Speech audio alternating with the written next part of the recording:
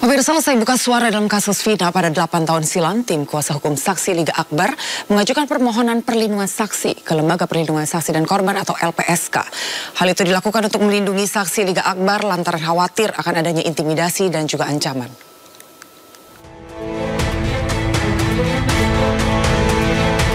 Tim kuasa hukum telah menyiapkan sejumlah berkas untuk pengajuan permohonan perlindungan saksi Liga Akbar ke Lembaga Perlindungan Saksi dan Korban atau LPSK.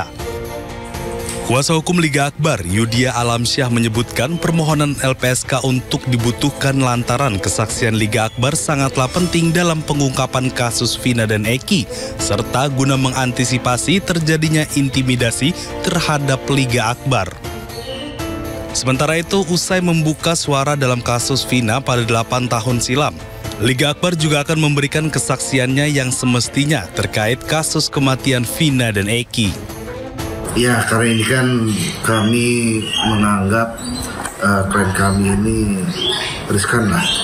Karena ini kan klien kami ini, Liga Akbar ini merubah ataupun mencabut keterangannya sehingga kami perlu adanya suatu perlindungan, dimana bukan hanya perlindungan dari kami selaku kuasa hukum, tapi perlindungan juga dari negara. Karena kita harus menghargai ini saksi sudah mau berkata jujur untuk membuka tabir perkara Vina dan Eki ini. Sebelumnya, 10 orang saksi kasus pembunuhan Vina memohon perlindungan pada LPSK. Namun, LPSK perlu waktu untuk mendalami kasus ini agar bisa memberikan perlindungan secara efektif kepada para pemohon. Atau keterangan yang banyak melalui media itu juga penting menjadi sebuah pertimbangan. Hal lain juga, beberapa saksi telah berpindah tempat tinggalnya. Pendalaman dan asesmen terhadap para korban tentu memerlukan waktu, karena di saat yang bersamaan saksi-saksi juga harus dilakukan pemeriksaan oleh penyidik. Hingga kini LPSK belum memberikan keputusan untuk memberikan perlindungan terhadap 10 permohonan tersebut.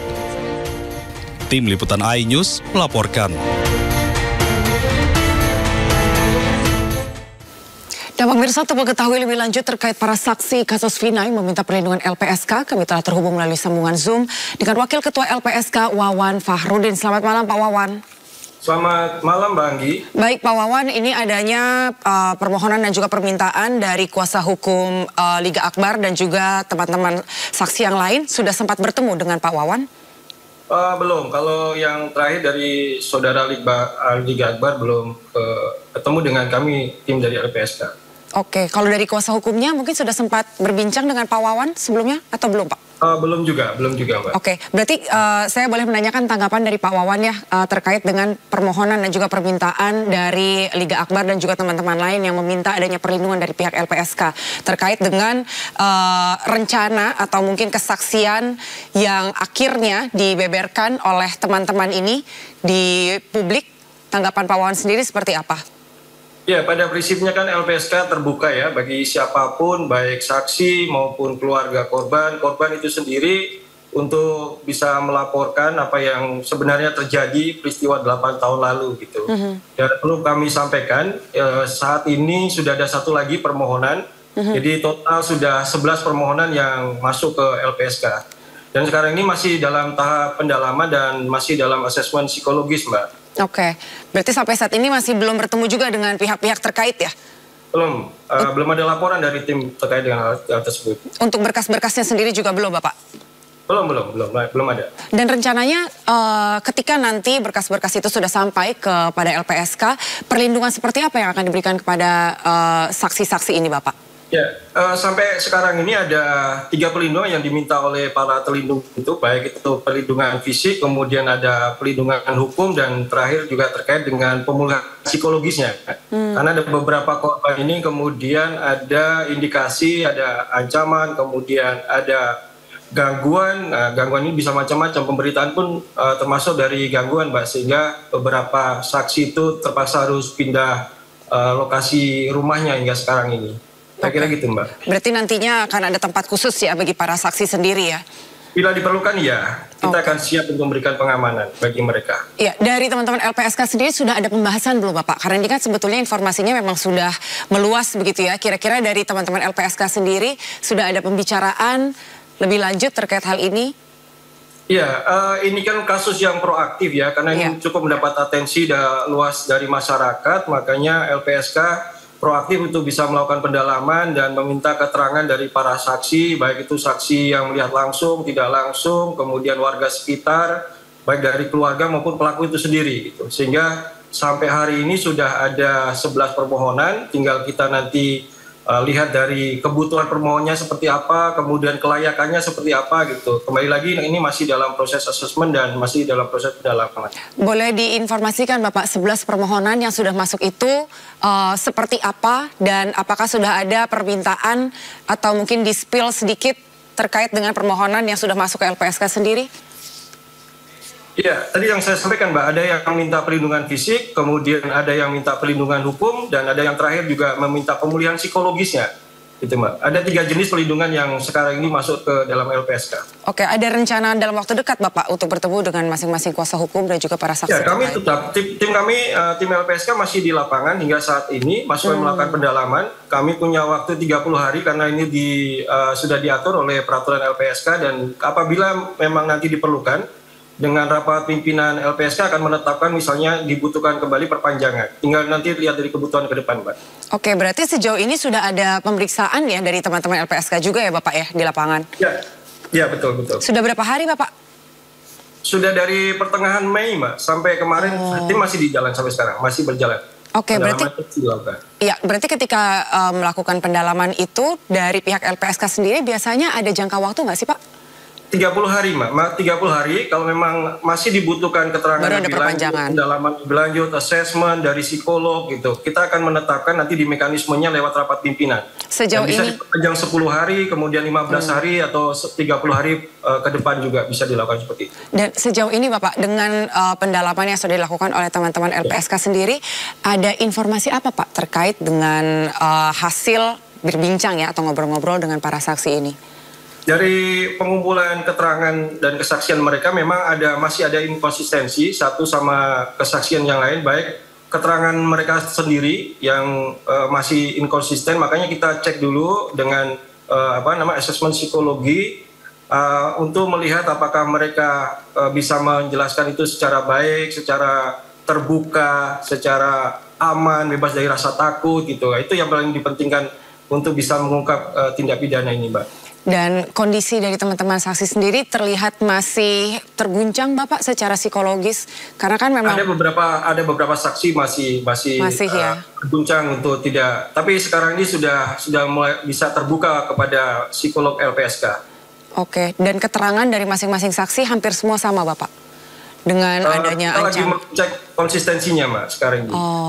Oke. Sudah 1 kali assessment, kemudian 2 kali wawancara, dan kita mungkin akan bisa menentukan nanti hasilnya seperti apa ke depan. Ada kemungkinan nggak Pak bahwa perlindungan yang diminta oleh para saksi ini tidak dikabulkan oleh LPSK? Sepanjang itu memenuhi syarat formil dan kemudian syarat materialnya, saya rasa tidak ada perlakuan diskriminatif terhadap mereka. Semua punya hak yang sama.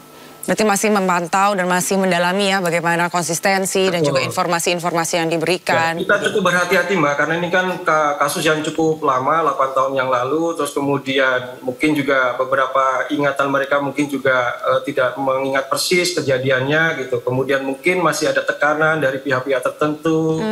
Ya, banyak hal lah yang dipertimbangkan. Tekanan dari pihak-pihak tertentu masih didapatkan hingga saat ini Bapak? Kalau dari keterangan? Indikasinya iya. Oke. Berarti sampai saat ini masih ada ya intimidasi atau juga tekanan itu. Seperti yang tadi Pak Wawan sampaikan bahwa memang isu ini kan sudah jadi atensi dari publik sendiri, sehingga kadang-kadang ada rasa tidak sabar untuk mengetahui lebih lanjut, tindakan lebih lanjut dari LPSK sendiri. Nah, kalau dari Pak Wawan sendiri ada tanggapan akan hal ini nggak Pak? Ya, yang penting kan bagi LPSK itu memberikan pelindungan secara tidak diskriminatif, siapapun warga negara bisa memberikan kesaksian ya apabila memang mengetahui secara persis tindak pidana tersebut gitu. Dan pada prinsipnya LPSK akan selalu berhati-hati karena tadi itu yang saya sampaikan bahwa kasus ini sudah cukup lama, kemudian ada inkonsistensi dan ketidaksesuaian keterangan maupun kesaksian, bahkan informasi yang disampaikan oleh para saksi dan para yang terindikasi korban. Oke, ada pesan mungkin dari keluarga yang mendampingi para saksi kepada LPSK sejauh ini, Pak? Ya, kalau dari kami saya rasa jangan takut ya, pasti negara hadir untuk memberikan perlindungan. Apapun itu faktanya tolong diungkapkan dan ini menjadi kewajiban kami dari LPSK untuk bisa memberikan perlindungan secara penuh kepada seluruh warga negara. Dan kita ingin kasus ini bisa terungkap dengan baik ya, sehingga publik bisa tahu apa yang terjadi 8 tahun yang lalu. Ya, untuk dari keluarga saksi sendiri, sempat ada permohonan kepada pihak LPSK, Bapak? Ada, Pak. Bisa disampaikan, Bapak? Ya, intinya ada dari klaster, kalau kita bisa bagi 3 klaster ya, ada dari klaster pelaku, kemudian saksi yang ada dari warga, terus kemudian pelaku itu sendiri, ada 3 klaster itu, ya di 11 itu. Pak Wawan? Ya. Ya, terima kasih sekali Pak Wawan untuk waktu dan informasinya. Kami juga tentunya berharap agar masalah ini bisa cepat selesai dan juga perlindungan dari pihak LPSK bisa diberikan kepada teman-teman saksi yang lain. Terima kasih Pak Wawan, selamat malam. Terima kasih selamat malam. Ya, pemirsa, staf Sekjen PDI Perjuangan Kusnadi mendatangi Bareskrim Mabes Polri alih-alih memenuhi panggilan Komisi Pemberantasan Korupsi. Kedatangan mereka ke Bareskrim untuk melaporkan penyidik KPK.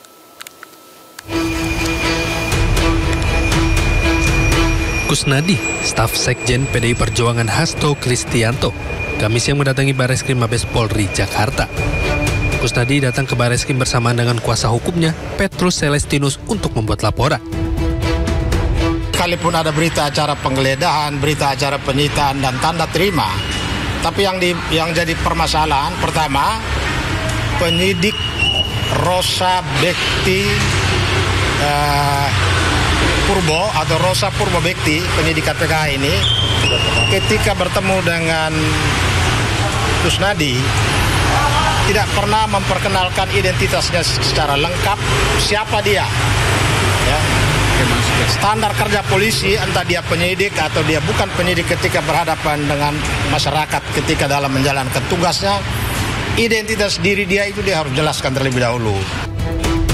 Kedatangan staf Hasto dan pengacaranya ke Bareskrim bersamaan dengan panggilan penyidik KPK kepada Kusnadi. Namun Kusnadi dan kuasa hukumnya meminta penjadwalan ulang dan memilih untuk datang ke Bareskrim terlebih dahulu. Pasalnya, Kusnadi mengaku trauma atas perlakuan penyidik KPK yang sebelumnya menyita ponsel Hasto. Di atas saya itu digeledah dan barangnya disita. Diintimidasi, bentak-bentak. Banyak, pokoknya saya dibentak-bentak, ditahan.